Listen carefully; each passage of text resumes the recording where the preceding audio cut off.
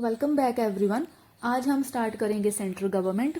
In fact state government को भी साथ में ही लेके चलेंगे। पहले इन दोनों का एग्जीक्यूटिव पार्ट कवर करेंगे, फिर उसके बाद कवर करेंगे दोनों का लेजिस्लेचर। आज एग्जीक्यूटिव पार्ट में हम प्रेसिडेंट और वाइस प्रेसिडेंट का इलेक्शन मेथड देखेंगे। दोनों का सेम है, through electoral college. Proportional representation and single transferable vote जो सिस्टम है दोनों के लिए काम करता है। इस कॉन्सेप्ट को हमने समझना है, इंपॉर्टेंट कॉन्सेप्ट है, थोड़ा कॉम्प्लिकेटेड है, तो मैं एग्जाम्पल के साथ इसको प्रॉपरली एक्सप्लेन करूंगी कि कैसे सिस्टम ये वाला वर्क करता है। तो अगर हम सबसे पहले यूनियन एग्जीक्यूटिव को देखें तो उसको दिया गया है आर्टिकल 52 से लेकर 78 in part 5 of the constitution. ऐसे ही स्टेट एग्जीक्यूटिव के लिए है 153 से लेकर 167 in part 6 of the constitution.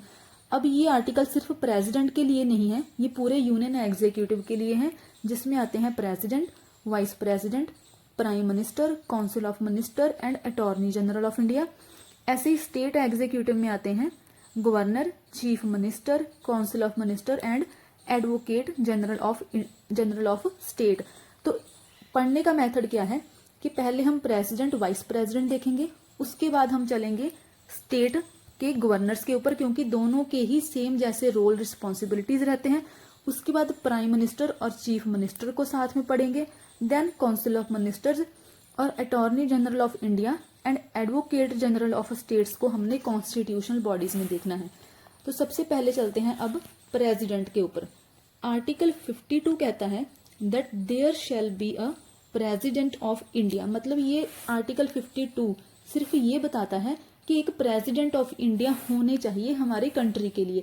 अब प्रेसिडेंट ऑफ इंडिया ये हेड ऑफ इंडियन स्टेट रहते हैं, फर्स्ट सिटीजन होते हैं इंडिया के, और ऐसे ही ये chief commander of armed forces भी होते हैं। ये कुछ फैक्चुअल डेटा आपने याद रखना है कि chief commander of armed forces भी प्रेसिडेंट ऑफ इंडिया ही होते हैं। अगर कोई वॉर डिक्लेयर करी जाती है तो प्रेसिडेंट के नेम पे ही वो डिक्लेयर करी जाती है। ऐसे ही इंडिया की सॉलिडारिटी, इंडिया की यूनिटी और इंटेग्रिटी को रिप्रेजेंट करने का काम भी प्रेसिडेंट का ही होता है। प्रेसिडेंट ही प्रोटेक्टर ऑफ कॉन्स्टिट्यूशन होते हैं। देखिए यहाँ पर ना थोड़ा आपने ये याद रखना है कि अगर तो क्वेश्चन पूछा गया कि इंटरप्रेटर ऑफ कॉन्स्टिट्यूशन कौन होता है, यहाँ पर बात करी गई है इंटरप्रेटर की, कि कॉन्स्टिट्यूशन को इंटरप्रेट करने का काम कौन करता है, तो वो होगी जुडिशरी। अगर बोला गया कि कॉन्स्टिट्यूशन को प्रोटेक्ट करने का काम कौन करता है, तो वो होंगे प्रेसिडेंट। ये चीज आपने याद रखनी है।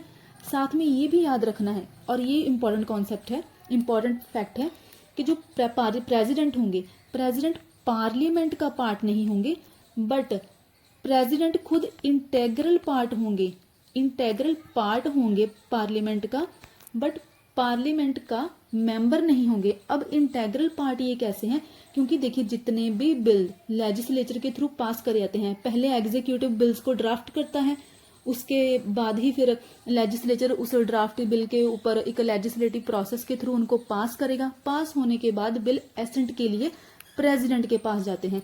तो चाहिए पार्लियामेंट का मेंबर नहीं है, बट ये इंटेग्रल पार्ट है पार्लियामेंट का। और साथ ही जितने भी वॉर, जितने भी इंडिया की ट्रीटीज, इंटरनेशनल ट्रीटीज भी होती हैं, वो प्रेसिडेंट के नेम पर ही होती हैं। वॉर लड़ी जाती हैं तो वो प्रेसिडेंट के नेम पर ही होती हैं। और जो आर्टिकल 53 है ये कहता है that all the executive power of union, union की executive power is vested in president. अब इस चीज का मतलब क्या है कि वैसे तो देखिए जितनी भी पावर्स होती हैं वो सारी की सारी कैबिनेट के पास रहती हैं, council of minister headed by prime minister के पास रहती हैं। ये नॉर्मल सिनेरियो रहता है। बट ये लोग जितनी भी पावर्स, एग्जीक्यूटिव पावर्स को ड्राइव करते हैं, वो ड्राइव होती हैं, वो फ्लो होती हैं थ्रू प्रेसिडेंट। इस चीज का मतलब क्या है कि देखिए वैसे हमारे कॉन्स्टिट्यूशन में इस एग्जीक्यूटिव पावर को कहीं भी डिफाइन नहीं करा गया है। तो इसी वजह से ही फिर जुडिशरी ने, सुप्रीम कोर्ट ने ट्राई करा था इस चीज को डिफाइन करने का। तो उन्होंने एक सिंपल लेमैन लैंग्वेज में ये चीज बोल दी थी कि residue of legislative and judiciary are functions of executive. मतलब कि जितना residue of legislature and judiciary are functions of executive, legislature और जुडिशरी के अलावा जितने भी फंक्शंस रह जाएंगे वो सारे के सारे फंक्शंस होंगे एग्जीक्यूटिव के। ये चीज बोली थी जुडिशरी ने। अब रेजिड्यू में कौन सी चीजें आ जाएंगी, देखिए बिल्स को ड्राफ्ट करना, लॉ एंड ऑर्डर की एडमिनिस्ट्रेशन करना, एग्जीक्यूटिव फंक्शंस, ये सारे के सारे एग्जीक्यूटिव पावर्स में आ जाएंगे। ऐसे ही फॉरेन पॉलिसी से रिलेटेड चीजें होंगी, वो भी एग्जीक्यूटिव पावर्स में आ जाएंगी। बिल्स की इम्प्लीमेंटेशन करना, बजट को फॉर्मुलेट करना, ये सारी की सारी चीजें आ जाएंगी एग्जीक्यूटिव में। तो सुप्रीम कोर्ट ने कहा लेजिस्लेचर जिनका काम सिर्फ बिल को बनाना है, और जुडिशरी जिनका काम है कॉन्स्टिट्यूशन को इंटरप्रेट करना, इसके अलावा जितने भी फंक्शंस बच जाएंगे वो सारे के सारे आ जाएंगे एग्जीक्यूटिव पावर में। और हमारे आर्टिकल 53 ने ये बोला है कि यूनियन की एग्जीक्यूटिव पावर फ्लो होती है प्रेसिडेंट से। अब हमने चलना है मोस्ट इंपॉर्टेंट जो आज के लिए हमारे लिए है, वो है आर्टिकल 54 जो बात करता है इलेक्शन ऑफ प्रेसिडेंट की। प्रेसिडेंट का इलेक्शन इंडिया में डायरेक्ट नहीं होता है, प्रेसिडेंट का इलेक्शन इनडायरेक्ट इलेक्शन होता है। इनको लोग डायरेक्टली इलेक्ट नहीं करते हैं, ये इनको एक इलेक्टोरल कॉलेज के थ्रू इलेक्ट करा जाता है, और सिस्टम रहता है proportional representation and single transferable vote. पहले हमने देखना है कि इस इलेक्टोरल कॉलेज में मेंबर्स कौन कौन से आते हैं। सबसे पहले पार्लियामेंट के इलेक्टेड मेंबर्स आएंगे, दोनों हाउसेज की, राज्यसभा लोकसभा। पार्लियामेंट के दोनों हाउसेज के इलेक्टेड मेंबर्स, नॉमिनेटेड नहीं है।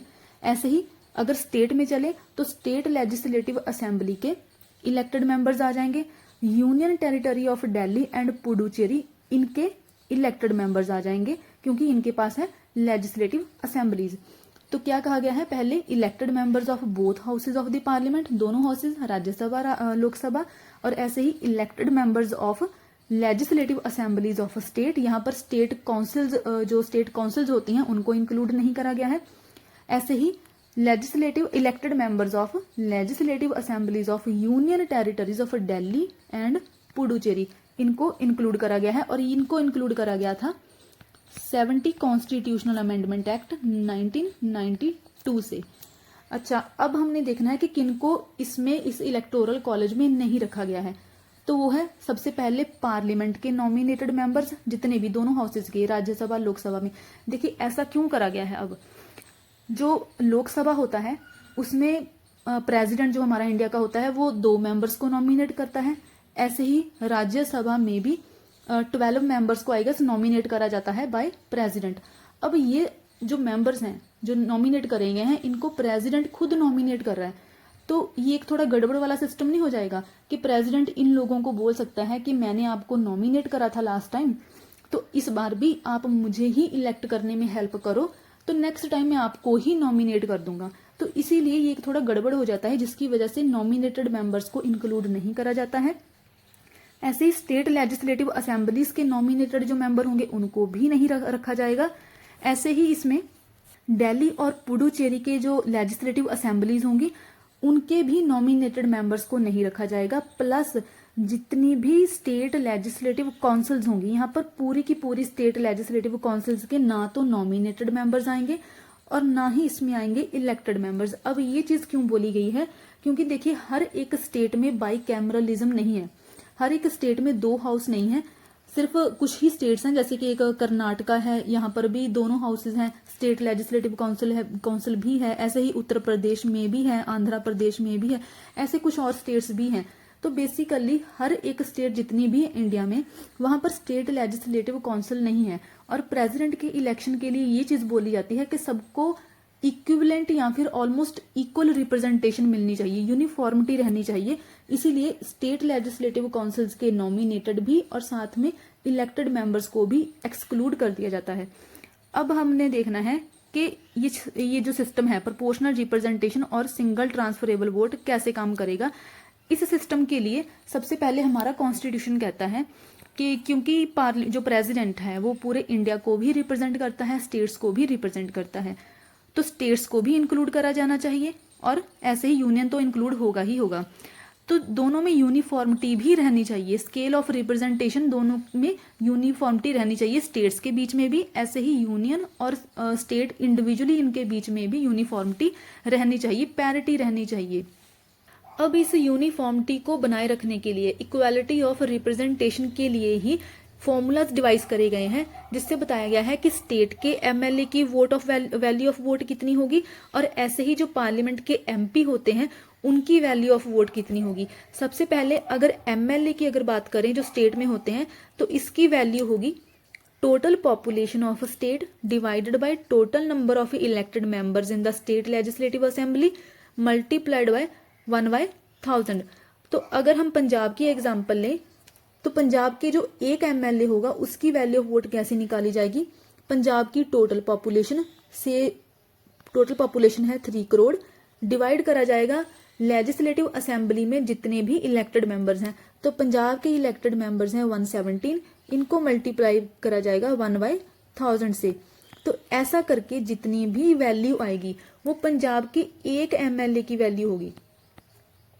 अब देखिए यहाँ पर ना एक चीज नोट करने वाली है, लोगों को डायरेक्टली इंक्लूड नहीं करा गया है, बट यहाँ पर क्या है, टोटल पॉपुलेशन ऑफ स्टेट, मतलब कि यहाँ पर जो लोग हैं उनको इनडायरेक्टली इंक्लूड करा गया है। अब यहाँ पर आ चुकी है एक एमएलए की, पंजाब की एक एमएलए की वैल्यू। ऐसे ही जितनी भी इंडिया की स्टेट्स हैं, पंजाब हो गई, उत्तर प्रदेश, आंध्र प्रदेश, मतलब कि जितनी भी स्टेट्स हैं बेसिकली सबके एमएलए की जो वैल्यू ऑफ वोट होगी उनको इसी ही मेथड से निकाला जाएगा। फिर इस वैल्यू ऑफ वोट जो एमएलए की आ चुकी है इसको यूज करा जाएगा एमपी की वोट निकालने के लिए। वो कैसे, देखिए ये एमपी की वैल्यू ऑफ वोट का फॉर्मूला क्या कहता है, total value of votes of all MLAs of all states divided by total number of elected MPs of both houses of the parliament. यहाँ पर राज्यसभा भी है और यहाँ पर लोकसभा के एमपीज भी हैं। देखिए अब क्या बोल रहा है ये, कि जितनी भी वैल्यू ऑफ वोट पूरी स्टेट्स, जितनी भी इंडिया की स्टेट्स हैं, अब उन स्टेट्स में जितने भी एमएलएज हैं उन सारी वैल्यू ऑफ वोट्स का टोटल करा जाएगा। मान लीजिए कि पंजाब की देखिए वैल्यू ऑफ वोट आ चुकी है 2, ये जस्ट एग्जांपल है, नंबर बहुत ज्यादा बड़ा होगा। ऐसे ही फिर उत्तर प्रदेश की वैल्यू ऑफ वोट आ गई 1, ठीक है। आंध्र प्रदेश के एक एमएलए की जो वोट ऑफ वैल्यू आ चुकी थी वो थी 3। तो ऐसे ही जितनी भी सारी की सारी स्टेट्स हैं इंडिया की, उनमें अब यहाँ पर मैंने एक एक इंक्लूड करा है। यहाँ पर जितने भी एमएलएज होंगे, स्टेट के जितने भी एमएलएज होंगे और पूरी की पूरी स्टेट, उन सब सारी की सारी वैल्यू ऑफ वोट्स का टोटल करा जाएगा। एक उसका एक कंसोलिडेटेड नंबर बन के आएगा। फिर उस कंसोलिडेटेड नंबर को डिवाइड करा जाएगा जो पार्लियामेंट के दोनों हाउसेस के इलेक्टेड मेंबर्स हैं, मतलब कि राज्यसभा और लोकसभा के जितने भी एमपीज हैं उससे डिवाइड करा जाएगा, उनके टोटल नंबर से डिवाइड करा जाएगा। अब ये फॉर्मूला तो हो गया एमएलएस के लिए, एमपी के लिए, दोनों के लिए। अगर यहाँ पर एमएलए को एमपी का फॉर्मूला निकालने के लिए यूज करा गया है तो इसका मतलब हम ये भी देख सकते हैं कि जो एमपी की एक वैल्यू ऑफ वोट है उसकी जो वैल्यू है वो एमएलए से ज्यादा है। अब ऐसा क्यों करा गया है, क्योंकि जो एमपी होगा वो पूरे के पूरे इंडिया को रिप्रेजेंट करेगा। अब यहाँ पर ना एक चीज और नोट करनी है कि जो ये पॉपुलेशन बताया गया है, यहाँ पर ये जो पॉपुलेशन बताया गया है ये रिसेंट वाली पॉपुलेशन नहीं है, ये पॉपुलेशन है 1971 के सेंसस के अकॉर्डिंग। इनफैक्ट और ये चीज ऐड करी गई थी 84 कॉन्स्टिट्यूशनल अमेंडमेंट 2001 से। अब यहाँ पर एक 104 अमेंडमेंट एक्ट आया था, उसने तो ये कह दिया कि सेम जो 1971 का सेंसस है ये 2050 तक चलेगा। मतलब कि इस जो पॉपुलेशन में जो डाटा यूज करा जाएगा वो 1971 सेंसस का यूज करा जाएगा। और ये जो 104 अमेंडमेंट है इसने बोल दिया है कि ये सेम डेटा ही 2050 तक भी यूज करा जाएगा। अब यहाँ पर जितने भी एमएलए और एमपीज की वोट की आ चुकी है, अब ये लोग पार्टिसिपेट करेंगे फिर प्रेसिडेंट के इलेक्शन के लिए। तो ये तो इनका हो गया क्राइटेरिया। अब ऐसे ही जो कैंडिडेट प्रेसिडेंट के इलेक्शन में पार्टिसिपेट करेगा, जो बोल रहा है कि हाँ मुझे प्रेसिडेंट बनना है, उस कैंडिडेट के लिए भी एक क्राइटेरिया बोला गया है कि उसको एक fixed Kota of vote secure करना होगा। और वो कोटा ऑफ वोट्स क्या कहता है, मोर देन 50%, मोर देन 50% होना चाहिए ये। और ये निकाला कैसा जाएगा, total number of valid votes polled, और इसको डिवाइड करा जाएगा नंबर ऑफ कैंडिडेट्स प्लस 1 से। देखिए यहाँ पर जो 1 ऐड करा गया है ना, ये वाला 1 है नंबर ऑफ कैंडिडेट्स, कि कितने कैंडिडेट्स प्रेसिडेंट के इलेक्शंस के में पार्टिसिपेट कर रहे हैं। लेकिन हमारे इंडिया में सिर्फ एक ही कैंडिडेट है, एक ही सीट है, तो यहाँ पर सिर्फ 1 ही है। तो फॉर्मूला क्या कहता है, total number of valid votes polled divided by 1 + 1। यहाँ पर एक 1 क्या है, कैंडिडेट कितने हैं, कितनी यहाँ पर सीट है प्रेसिडेंट के लिए, तो सिर्फ एक ही है, प्लस क्वोशंट में भी एक 1 ऐड कर दिया जाएगा और ये निकल के आता है मोर देन 50%। यही कोटा यूज करके अगर प्रेसिडेंट के पास ये मोर देन 50% आ जाता है किसी पर्टिकुलर कैंडिडेट के पास, तो वही कैंडिडेट फिर प्रेसिडेंट बनेगा थ्रू प्रोपोर्शनल रिप्रेजेंटेशन सिस्टम। अब हमने ये देखना है कि प्रोपोर्शनल रिप्रेजेंटेशन सिस्टम है क्या। देखिए इस सिस्टम में हर एक जो एमपीज वगैरह होते हैं उनको एक सीक्रेट बैलेट दे दिया जाता है। यहाँ पर सीक्रेट बैलेट फॉलो होता है। इस सीक्रेट बैलेट में वो अपनी प्रेफरेंस मार्क करेंगे। मान लीजिए यहाँ पर देखिए, हमारे यहाँ पर तो वैसे एक ही सीट है, बट मान लीजिए यहाँ पर ना 4 कैंडिडेट्स पार्टिसिपेट कर रहे हैं। अब जितने भी एमपीज होंगे वो सारे के सारे इन चारों कैंडिडेट्स के लिए अपनी प्रेफरेंस मार्क करेंगे। मतलब एक एमपी के पास अगर 4 कैंडिडेट वहां पर पार्टिसिपेट कर रहे हैं तो एक एमपी के पास भी 4 ही प्रेफरेंसेस हो चुकी हैं। अब इस बैलेट पेपर में वो अपनी प्रेफरेंस बताएगा कि पहले नंबर पर वो किस कैंडिडेट को प्रेसिडेंट बनाना चाहता है, और अगर वो कैंडिडेट नहीं बनेगा तो उसकी दूसरी प्रेफरेंस क्या होगी, ऐसे ही तीसरी या फिर चौथी प्रेफरेंस क्या होगी। हमने एग्जाम्पल ली है कि मान लीजिए 4 कैंडिडेट्स हैं A B C and D, और अगर 4 कैंडिडेट हैं तो एमपी के पास 4 ही प्रेफरेंस होगी। अब ये किसी असीस एमपी का एक बैलेट पेपर है, उसने अपने बैलेट पेपर ये प्रेफरेंस मार्क कर दी।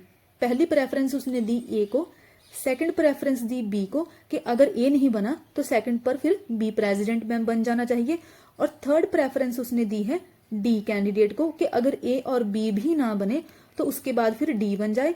और ऐसे ही फोर्थ लास्ट प्रेफरेंस उसने दी है सी को कि अगर ए बी और डी तीनों ही प्रेसिडेंट ना बने तो मेरी फोर्थ प्रेफरेंस जाएगी इस सी कैंडिडेट को।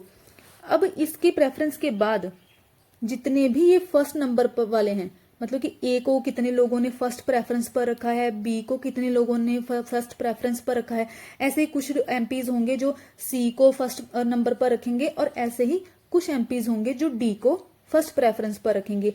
तो हमने थर्ड, सेकंड, फोर इन सबको छोड़ देना है। हमने सिर्फ काउंट करनी है जितनी भी फर्स्ट प्रेफरेंस आई है, जितने भी एमपीज ने कैंडिडेट्स को फर्स्ट नंबर पर रखा है, जिनको फर्स्ट प्रेफरेंस दी है। मान लीजिए अब ए को जब जिन लोगों ने फर्स्ट प्रेफरेंस दी थी, इसकी जो टोटल वैल्यू बनी थी वो है 3700, बी के लिए बन गई 3000, और ऐसे ही सी के लिए बन गई 2100 और डी के लिए बन गई 1200। यहाँ पर देखिए डी के पास सबसे कम है। अब हमने ये भी चीज बोली थी कि अगर किसी कैंडिडेट को प्रेसिडेंट बनना है तो उसके लिए ये फॉर्मूला है, उसको इस फॉर्मूला के अकॉर्डिंग एक फिक्स्ड कोटा सिक्योर करना होगा। ठीक है। अब यहाँ पर अगर हम देखें, मान लीजिए जो टोटल वोट्स थी वो थी 1000, मतलब यहाँ पर 1000 total number of valid votes हैं। तो इन टोटल नंबर ऑफ वैलिड्स को इस फॉर्मूला के अकॉर्डिंग 1000 डिवाइडेड बाय 2, क्योंकि 1 + 1 कितना हो जाएगा 2, प्लस यहाँ पर क्वोशंट में 1, तो टोटल वैल्यू कितनी बन गई यहाँ पर 5001। इस जो भी कैंडिडेट इस 5001 का मार्क क्रॉस करेगा या फिर 5001 सिक्योर करेगा, उसी कैंडिडेट को ही प्रेसिडेंट बनाया जाएगा। अब यहाँ पर अगर देखें, अगर मान लीजिए ए के पास यहाँ पर अगर तो ए के पास यहाँ पर 5001 या फिर इससे ज्यादा का कोटा आ जाता तो उस केस में तो ए प्रेसिडेंट बन जाता। बट यहाँ पर किसी के पास भी ये मार्क नहीं है, तो हमने अब क्या करना है, हमने स्टार्ट करना है ट्रांसफर ऑफ वोट वाला प्रोसेस। सिंगल ट्रांसफरेबल वोट क्या कहता है कि जिस भी इंसान के पास, जिस कैंडिडेट के पास सबसे कम वोट्स आए हैं, सबसे कम कोटा किसके पास था, डी के पास, तो इसको कैंसिल कर दिया जाएगा, इसको एलिमिनेट कर दिया जाएगा, और जो भी इसकी प्रेफरेंसेस थी उसको आगे ट्रांसफर कर दिया जाएगा। मतलब कि सिंगल ट्रांसफरेबल वोट एक एक करके आगे ट्रांसफर कर दिया जाएगा। अब देखना है कि कैसे होता है। मान लीजिए कोई सुखमन एमपी था जिसने डी को फर्स्ट प्रेफरेंस पर रखा था, क्योंकि ऐसे बहुत सारे एमपीज होंगे ना जिन्होंने डी को भी फर्स्ट प्रेफरेंस पर रखा था, तभी तो डी के पास ये 1200 का नंबर कम आया है। वो बात अलग है कि इन ए, बी और सी के कंपैरिजन में इसकी जो फर्स्ट प्रेफरेंस थी उसकी वैल्यू कम थी, इसके पास सिर्फ 1200 ही था, जिसकी वजह से इसको एलिमिनेट करा जाएगा।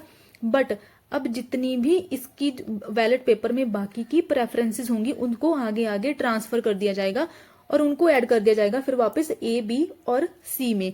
कैसे, देखिए मान लीजिए ये सुखमन जो एमपी था उसने डी को फर्स्ट प्रेफरेंस पर रखा था, ठीक है, डी इसकी फर्स्ट प्रेफरेंस थी, क्योंकि अब इसको एलिमिनेट कर दिया जाएगा तो ये इसकी प्रेफरेंस आगे ट्रांसफर हो जाएगी। कैसे ट्रांसफर होगी, सुखमन की सेकंड प्रेफरेंस थी ए, लेकिन अब ये जो सेकंड प्रेफरेंस ए थी ये बन जाएगी फर्स्ट प्रेफरेंस, क्योंकि फर्स्ट पहले क्या थी डी, डी एलिमिनेट हो गया, सेकंड प्रेफरेंस बन जाएगी फर्स्ट, और ऐसे ही जो थर्ड प्रेफरेंस होगी वो बन जाएगी सेकंड, थर्ड कौन सी थी बी, तो ये कितनी बन गई अब सेकंड।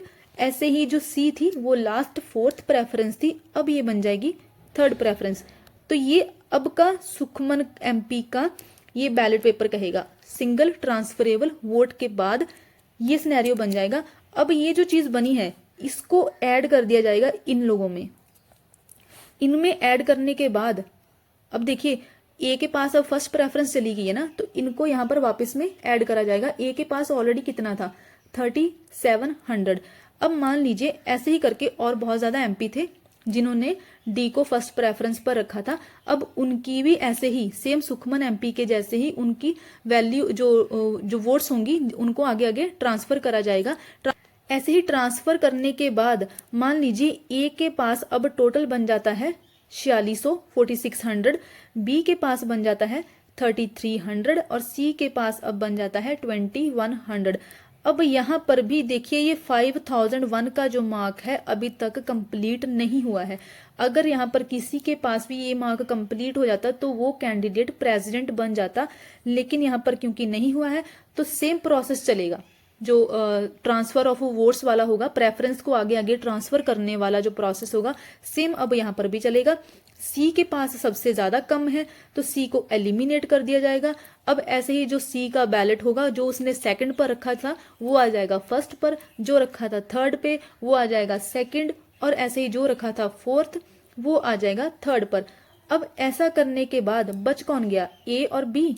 तो सी के जितने भी आगे आगे ट्रांसफर करने के बाद ए के पास आया था वो नंबर ए में ऐड कर दिया जाएगा, और ऐसे ही जो बी के पास आया था वो बी में ऐड कर दिया जाएगा। तो ऐड करने के बाद ये सारा तामझाम होने के बाद लास्ट में अगर ए के पास ये 5800 बच गया, बी के पास बच गया 4200, तो यहाँ पर 5001 का मार्क अब हो गया क्रॉस, तो ए बन जाएगा प्रेसिडेंट और बी लास्ट में फिर हो जाएगा एलिमिनेट।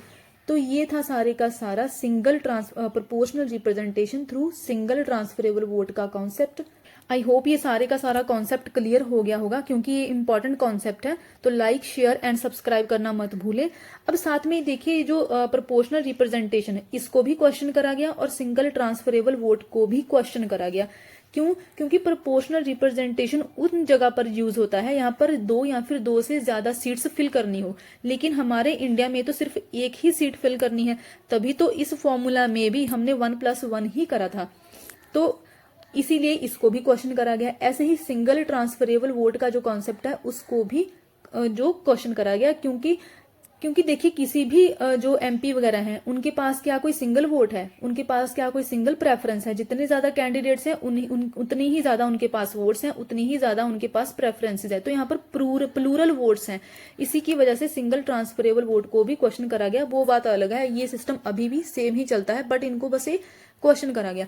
अब इस इलेक्शन सिस्टम से रिलेटेड प्रेसिडेंट का जो भी इलेक्शन हुआ है इससे रिलेटेड जितने भी क्वेश्चंस क्वेरीज वगैरह होंगे वो सारा का सारा सुप्रीम कोर्ट देखेगा। और अगर ये इलेक्टोरल कॉलेज जितने भी ये मेंबर्स हमने कहे थे कि ये अवेलेबल होने चाहिए, इस सिस्टम में पार्टिसिपेट करेंगे, अगर इनमें से कहीं भी कोई वैकेंसी है तो वो वैकेंसी को ऐसे ही छोड़ दिया जाएगा। ये क्वेश्चन नहीं करा जाएगा कि इलेक्टोरल कॉलेज जो है वो इनकम्प्लीट है। तो अब इसमें एक दो चीजें और भी हैं कि जितने भी हमारे कॉन्स्टिट्यूएंट असेंबली के कुछ मेंबर्स थे उन्होंने कहा कि ये अनडेमोक्रेटिक सिस्टम है, क्योंकि यहाँ पर लोगों को इंक्लूड नहीं करा गया। उसके बावजूद भी कॉन्स्टिट्यूशनल मेकर्स ने इस प्रोपोर्शनल रिप्रेजेंटेशन वाले इनडायरेक्ट मेथड को ही चूज करा, क्योंकि उनका कहना था क्योंकि जितने भी एमएलएज वगैरह लोग चूज कर रहे हैं, अब क्योंकि लोग उनको पावर्स दे रहे हैं, इसकी वजह से लोग डायरेक्टली उनको चूज कर रहे हैं। लेकिन जो प्रेसिडेंट है उसके पास कोई भी पावर्स नहीं है, बस वो एक नॉमिनल हेड है, उसका काम इंडिया को रिप्रेजेंट करना ही है। क्योंकि अब उनके पास कोई रियल पावर है नहीं, तो लोगों के द्वारा डायरेक्टली इलेक्ट करवाने का भी कोई लॉजिक रह नहीं जाता है। ऐसे ही ये भी बोला गया कि ये जो प्रेसिडेंट का इलेक्शन अगर ये डायरेक्टली करवाया जाएगा तो उस केस में बहुत ज्यादा टाइम कंज्यूमिंग और एक कॉस्टली प्रोसेस बन जाएगा, और ये भी इलॉजिकल होगा, ये जानते हुए कि प्रेसिडेंट के पास कोई एक्चुअल पावर्स है नहीं, बस ये एक सिंबॉलिक हेड ही है। इसी की वजह से ही फिर ये इनडायरेक्ट मेथड ही चूज करा गया।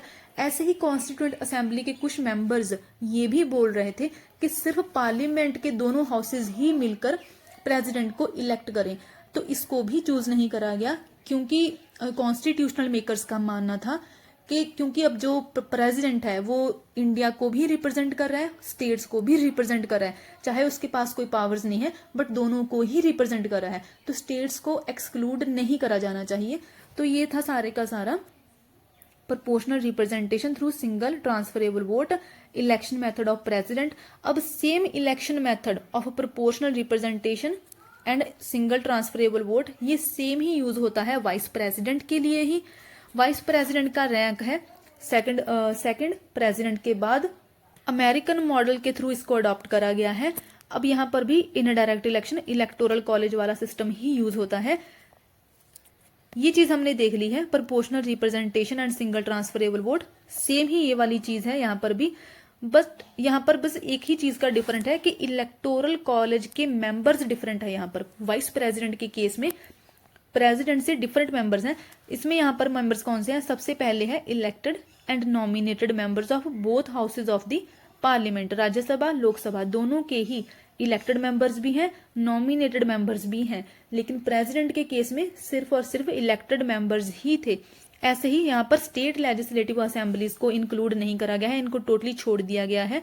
अब ये क्यों करा गया है, इसका reason doctor B R Ambedkar ji ने दिया है। उन्होंने कहा है कि जो प्रेसिडेंट है वो तो स्टेट्स को भी रिप्रेजेंट करता है और ओवरऑल इंडिया या फिर सेंटर को भी रिप्रेजेंट करता है, लेकिन जो वाइस प्रेसिडेंट है उसका काम सिर्फ राज्यसभा को हेड करना ही है। राज्यसभा को प्रिजाइड करने का काम, काउंसिल ऑफ स्टेट्स को प्रिजाइड करने का काम ही वाइस प्रेसिडेंट का है। ऐसी बहुत सारी कम सिचुएशंस है, बहुत कम सिचुएशंस है जब टेम्परेरी पीरियड के लिए वाइस प्रेसिडेंट एक प्रेसिडेंट के जैसा काम करे। वो भी उसके लिए भी अलग अलग सिचुएशंस हैं, लेकिन वो बहुत ही कम सिचुएशंस में रहता है ये चीज। तो इसकी वजह से फिर सेंटर जो स्टेट्स हैं उनको इंक्लूड करने का कोई लॉजिक नहीं बनता है। तो इसीलिए ही स्टेट लेजिस्लेटिव असेंबलीज को छोड़ दिया गया। इसमें सिर्फ कौन से मेंबर्स हैं? Elected and nominated members of both houses of the parliament. तो ये था इन दोनों का इलेक्शन मेथड।